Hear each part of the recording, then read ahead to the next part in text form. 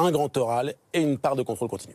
Oui, un bac sérieusement allégé, c'était la promesse d'Emmanuel Macron. On espère que ça va aider à reconquérir le mois de juin. Vous le savez, aujourd'hui, l'organisation du bac, elle est chronophage, elle mobilise beaucoup de professeurs. Donc l'objectif, c'est de reconquérir des heures de cours pour les autres élèves.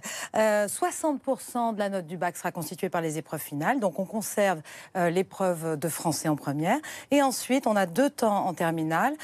Début mai, on a les 2 épreuves de spécialité avec normalement des gros coefficients. Ce sont des spécialités que les élèves auront choisies en première.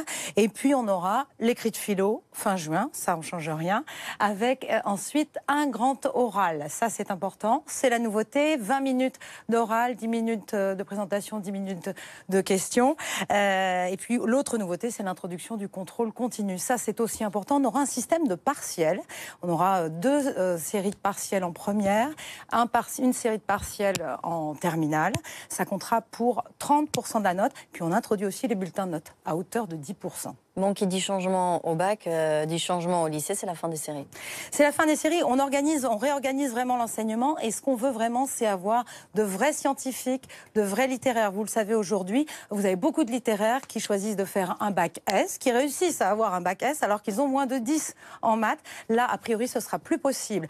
Les épreuves les spécialités, elles compteront énormément. On aura 12 heures de spécialité en terminale par rapport à 15 heures de tronc commun. Le coefficient sera fort. On pourra plus normalement avoir un bac à tonalité scientifique en étant mauvais en sciences.